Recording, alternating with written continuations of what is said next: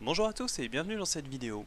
Alors pour monter en ranked sur le Gwent, pour monter votre MMR, il y a deux possibilités. Soit vous jouez beaucoup, vous passez beaucoup de temps sur le ladder et du coup vous allez notamment grâce à la refonte de du système de MMR, soit vous allez monter comme ça en jouant en permanence, soit vous jouez moins mais vous jouez le bon deck au bon moment.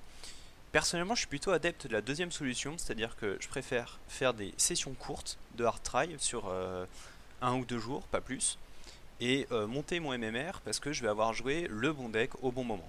Du coup, je vais vous présenter le deck avec lequel j'ai réussi à faire ça ces 2 derniers jours. Pour, euh, pour vous présenter la chose, je crois que je devais être en 10, peut-être au milieu, rang 10, rang 11, et là, donc du coup, je suis passé en 17. Ça m'a fait un bond de 1400, environ 1400 de MMR. Alors, c'est pas mon deck, c'est pas moi qui l'ai créé, le deck c'est Pumpkin Cheat. Pour trouver le bon deck, en fait, il faut chercher un petit peu ce qui se fait, qu'est-ce qui est dans la méta actuelle, et il faut essayer de prendre un petit peu tout le monde à contre-pied, et pas prendre des choses que tout le monde va jouer, comme ça on peut surprendre, et là-bas c'est de l'effet de surprise que vient les victoires. Pardon. Donc c'est un deck de la faction monstre, qui va jouer sur la météo. Alors c'est vrai que depuis le patch de mercredi, si ma mémoire est bonne, ou peut-être, oui c'est ça, mercredi. Tout le monde dit que la météo c'est nul, il n'y a plus d'intérêt, c'est pourri, c'est vraiment naze, on peut plus jouer météo. Alors en fait, c'est pas vrai. Et justement, ce deck montre le contraire, parce que quasiment tout va tourner autour du brouillard. Mais c'est vrai que ça va plus mettre les dégâts comme on faisait autrefois, par exemple quand on jouait tous Tempête de Skellige, le Froid Mordant, etc. Donc là on va jouer sur le brouillard impénétrable. Le but c'est pas de mettre des dégâts avec la météo, c'est tout ce qui va être lié à cela. Donc déjà bon on va mettre 2 points par tour, donc plus la partie va durer, plus vous allez mettre au final des dégâts. Donc à partir du moment où déjà ça a duré 5 tours, ça fait une bronze qui a une valeur de 10, c'est quand même très élevé en plus de ce qu'elle a amené à côté. Euh, c'est sympa. Surtout que les gens à l'heure actuelle ne jouent plus de Clear Sky quasiment. Ou alors peut-être on va dire si vous jouez en Spelltael vous allez en avoir 3, mais c'est pas énorme. Si vous prenez, bah là par exemple dans mon deck moi j'ai pas de Clear Sky, quasiment plus personne n'en joue. Les seules personnes qui vont éventuellement vous casser les pieds, c'est si vous tombez sur des decks Royaume du Nord, parce qu'ils vont jouer les éclaireurs d'Estrie Bleue qui eux vont avoir un Clear Sky. Mais sinon, dans la grande majorité des cas, il va pas y en avoir. Alors pour le titre, donc Swarm, qui veut dire essaim en anglais, parce que l'objectif c'est d'aller mettre plein de créatures et puis de les buff. Donc du coup pour ce petit deck on a les brumelins qui vont être la base du deck. L'objectif ça va être de les multiplier comme en closed bêta hein, à l'ancienne.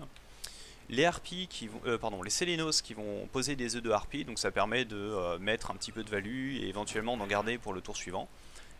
Bon, c'est sympa, ça met de la valeur, mais c'est pas non plus le centre du deck. Deux guerriers Necker qui vont être là pour multiplier vos brumelins. Donc c'est-à-dire qu'en fait au début vous en avez 3, auxquels vous posez 2 guerriers Necker, ça veut dire que vous en prenez 4 de plus. Ça veut dire que vous pouvez en avoir 7. Après si vous jouez un decoy dessus, vous pouvez monter à 9. Donc déjà on commence à bien monter assez haut, ça fait 9, ça fait 18 de value au total sur un brouillard qui pourrait pop. Les élémentaires de terre qui sont là pour faire un petit peu de body et éventuellement profiter également de leur passif. Pardon, pour profiter de leur passif. Très intéressant également lié à leur signe de Cohen intégré.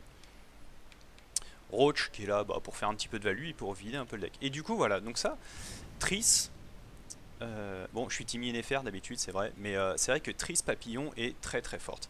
Parce que plus une manche va durer, à partir du moment où vous l'aurez posée, plus vous allez prendre de valeur. Parce que du coup vous allez buffer vos unités. Et c'est pas grave de toute façon si vous prenez une Scorch ou si vous prenez un Igni, parce que vos brumelins vous pouvez les faire revenir. Donc c'est pas grave, ok vous aurez perdu de la valeur, mais après si le tour continue à durer, bien utilisée, bien jouée, elle est très très puissante. Le Leshen, ou Woodland Spirit, donc très intéressant parce que c'est une carte en fait, il pose au minimum 13.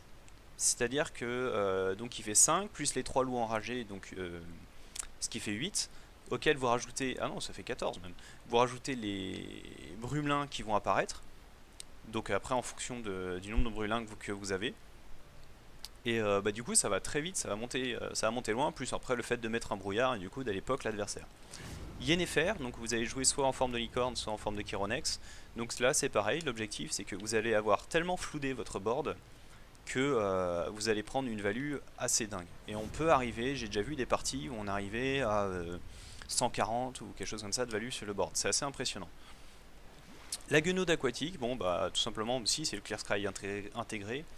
La pluie torrentielle, parce que c'est de la météo qui reste assez casse-pied, et la lacération qui est très très intéressante, notamment contre les monstres consumes qui vont vous mettre plein d'aracas. L'élémentaire de feu, pareil, c'est une silver à 13. Donc ça fait 7 plus 3 plus les 3 de POC qu'elle va mettre, donc c'est une 10 minimum avec 13 maximum. Et ce qui est intéressant, c'est qu'elle fait pop donc, des petits golems qui vont se buff aussi bien avec Tris Butterfly qu'avec Yennefer et Salicorne. Donc du coup c'est franchement pas mal. Je dirais pas que c'est exponentiel, mais c'est additionnel et c'est plutôt fun. 3 brouillards, tout simplement pour pouvoir faire pop les brumelins, hein, c'est l'objectif. Alors ici, le créateur du deck, il avait mis à la base, je vais vous la retrouver, il avait mis le bonus d'invulnérabilité, donc plus 3 points d'armure et plus 3 points. Donc c'était une carte à 9, plus 3 points d'armure, c'était pratique sur les Sélénos, notamment avec les œufs de harpie. Personnellement, je l'ai remplacé par un Mardrum. Alors ça, c'est un choix que j'ai fait parce que ma Némésis sur ce deck, le deck contre lequel j'ai plus de mal, c'est le monstre consume. Je passe à peu près quasiment tous les archétypes de deck, mais le monstre consume me fait du mal. Donc du coup, en fait, le mutagène va me permettre d'annuler pas mal de choses chez les monstres consumes. Le decoy qu'on peut utiliser par exemple sur la Guenaude, sur à peu près tout, c'est plutôt sympa. La sonnerie de la charge, l'air de rien, c'est une carte à 20. Et vu le nombre de créatures que vous allez faire pop, ça va être assez intéressant. L'incinération, bah, c'est très fort par exemple sur les Skellige Discard, sur les Nilfgaard Révélation, etc. Donc bon, bah, on la présente plus cette carte. Et le renouveau, même si moi je l'aime beaucoup, parce que ça permet donc justement d'aller récupérer, donc soit vous pouvez récupérer le Leshen, vous pouvez éventuellement récupérer Tris Butterfly ou Yennefer, hein, n'importe lequel de vos golds. C'est assez intéressant de se dire qu'on peut claquer par exemple le Leshen parce qu'on sait qu'on peut les récupérer ensuite. Et après, bah, en leader de faction, forcément, on met Dagon, parce que c'est Dagon, quoi, tout simplement. Encore toujours plus de météo. Au niveau des match-up, vous allez avoir vraiment deux factions qui vont, enfin deux types de decks qui vont vous casser les pieds. Donc il y a le monstre consume, c'est pour ça que moi du coup j'ai mis le Mardrum. Donc là le secret ça va être plutôt donc le sport, ça va être la scorch, ça va être également la lacération de la Guenaude aquatique et puis après bah, le fait de l'époque avec la météo. Donc j'ai un ratio positif dessus, mais c'est vraiment là où j'ai le plus de mal. Et ensuite, ce qui peut le plus vous casser les pieds, c'est les decks Royaume du Nord, notamment ceux qui jouent chasseurs de dragons. Parce que le problème, c'est que ça arrive d'un seul coup et c'est un petit peu compliqué à gérer. C'est pas impossible, hein, c'est pas impossible, j'ai pas dit ça, mais ça peut être compliqué, il faut faire attention. Alors attention, c'est pas parce que personnellement j'ai réussi à monter que ce deck va vous faire monter, parce qu'on a vu quelqu'un une fois faire la réflexion qui disait je comprends pas, le deck dit 71% de win rate, moi j'en ai que 49%. Non, ce deck là moi m'a permis de monter, j'ai rencontré des decks et une méta etc qui m'ont permis de monter sans trop de problèmes, mais c'est pas pour autant que forcément vous allez réussir à faire la même chose. Ça peut dépendre, de toute façon ça dépend du mulligan, ça dépend de qui est-ce qu'on va rencontrer etc. Et à partir du moment, est-ce que le deck va être commencé à être joué par beaucoup de personnes ou pas, est-ce que du coup on va lui trouver un contre. On va le tester ça en situation réelle. Alors je vais pas faire de ranked parce que je vais peut-être avoir du mal un petit peu à me concentrer pour faire et la présentation du deck et une ranked.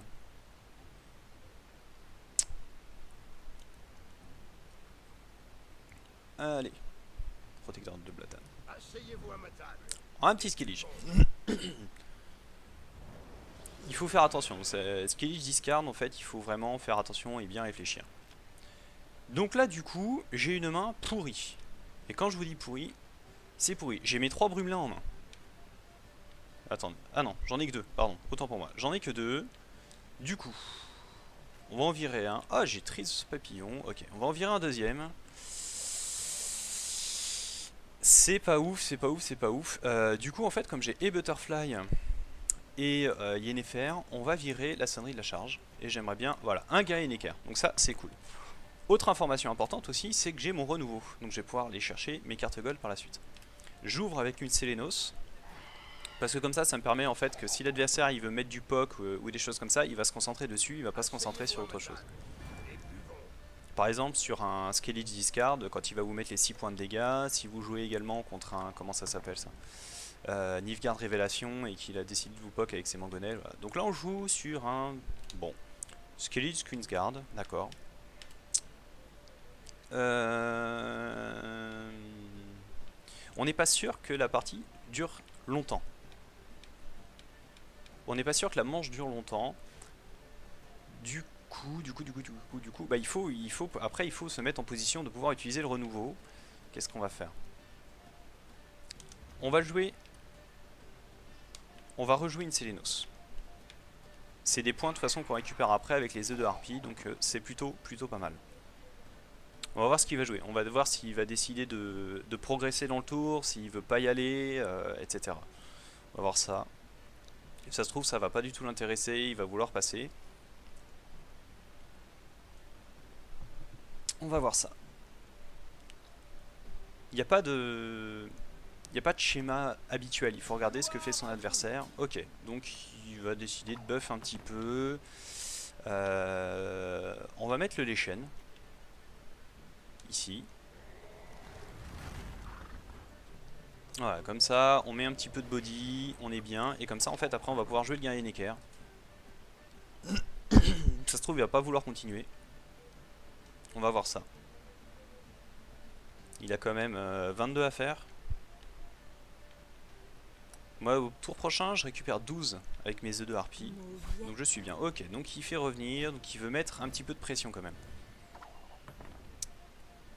D'accord. Donc du coup, on va dire qu'on veut plus de Necker. Voilà, comme ça j'en ai 2 de plus dans mon deck.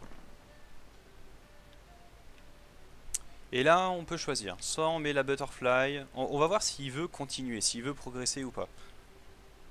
S'il a envie de jouer jusqu'au bout. Ou s'il veut en rester là.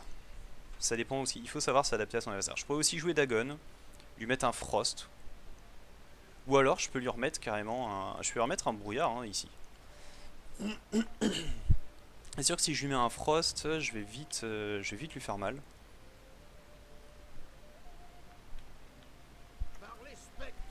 Donc là il va me faire sauter mes œufs. Ok, donc il réduit mon body. Pourquoi pas. On va du coup... qu'est-ce qu'on va faire? On va le forcer à passer. On va le forcer à passer. On va jouer la licorne. Comme ça, ça va. On va peut-être réussir à passer directement au tour suivant. Et puis ça me protège mes autres œufs. Voilà, donc là, 71 à 35, il va faire 36. Voilà. Pardon. Donc il passe, tranquillou. Et du coup, on sait que la manche prochaine, ça va être une manche longue. Parce qu'il va être obligé de tenter de la... il va être obligé de tenter de la gagner, hein, tout simplement. Alors, j'ai un autre brouillard, j'ai ceci, pourquoi pas. Je pense qu'on va tout garder. On va tout garder. Faut faire attention à pas être greedy non plus. Hop. Magnifique. Ouais, triste papillon. Ok, donc il se buff gentiment. Tac, tac, tac, tac, tac. On va mettre un brouillard. Histoire de bien l'embêter. De toute façon, après, nous, plus ça va durer, plus on va se buff. Il a peut-être Grimist aussi. Hein. Il a peut-être Grimist. Même si je pense que s'il l'avait, il l'aurait déjà joué.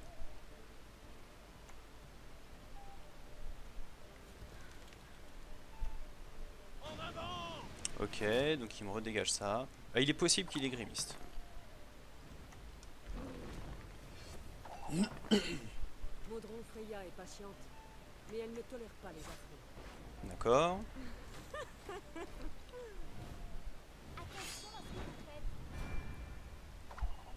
Ok, donc on reste tranquille. Hop. Pardon.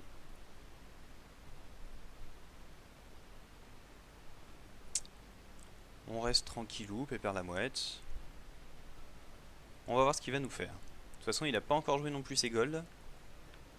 Je me demande si... Non, je vais garder ça. Faut pas être greedy, faut pas être greedy, faut faire attention. Je vais peut-être jouer quand même la sonnerie de la charge pour le forcer à... Si je peux le forcer à sortir le grémiste, ça peut être intéressant. Ok, donc il va être obligé de se tuer. Déjà, je sais qu'il n'y a pas de Yelmar qui devrait arriver. Il doit pas avoir grémiste parce que sinon il me l'aurait déjà mis. Qu'est-ce qu'on va faire? On va poser Dagon. On va lui mettre de la pluie ici. Comme ça va les sortir.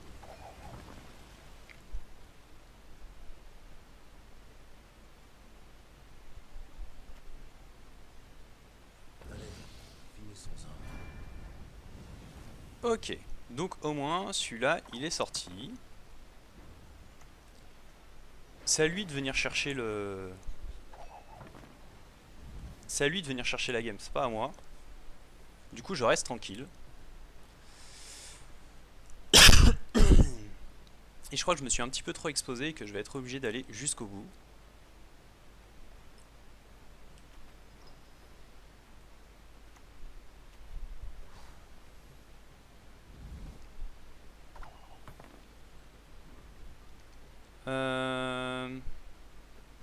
On va aller chercher... Donc là j'ai le choix, je peux aller chercher le Woodland Spirit. On va le chercher, ça va faire du body. Voilà.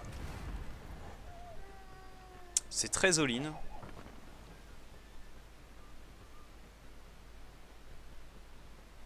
Très très all-in, c'est très très risqué, mais je pense que s'il avait grémiste, il l'aurait déjà mis en fait. Et après on claquera une sonnerie de la charge.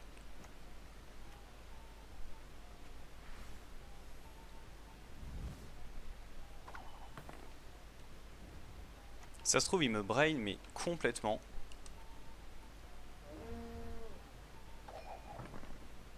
Je vais faire bien plus. Ok.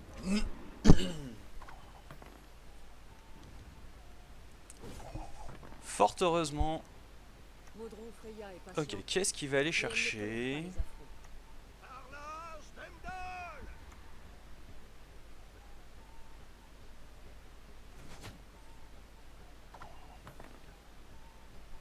Et le match nul. Le match nul des familles. Et du coup, ça me fait gagner. Voilà, donc vous l'aurez vu. Bon, après, j'ai pas non plus excessivement bien joué, mais comme ça, vous aurez vu quand même le potentiel de ce deck. Voilà, on va le féliciter. Alors, comme je vous disais, il n'y a pas de... Il n'y a pas de deck ultime, c'est juste une possibilité parmi tant d'autres. Moi, c'est un deck avec lequel j'ai bien réussi à monter. Voilà, donc c'est vraiment pour monter en quête, ce qu'il faut, c'est donc comme je disais, soit vous jouez beaucoup, soit vous essayez de trouver un deck qui surprend et ça passe comme ça. C'est ce que j'avais fait sur la Closet Beta. J'étais monté avec le deck Scoia'tael, donc à l'époque où on vidait son deck et on montait Ablet, etc. Il suffit, en fait, il faut le trouver. Il faut faire du réseautage, regarder un petit peu ce que les gens jouent, etc. pour le trouver avant tout le monde, le jouer et comme ça réussir à gagner, réussir à passer. Voilà, donc j'espère que ça vous aura plu, j'espère que ça vous aura intéressé. Du coup, je vais vous mettre le lien, je vais vous mettre le screen du deck dans la description pour que vous puissiez bien le voir. Et du coup, si je retrouve d'autres decks comme ça, qui m'ont plu, qui m'ont vraiment intéressé, qui m'ont permis de grimper, parce que là, donc j'en suis à rang 17, il faut que j'essaye d'accrocher le rang 18 avant la fin de la saison. Je manquerai pas de vous les partager. Voilà, je vous souhaite une bonne journée. Au revoir les gens.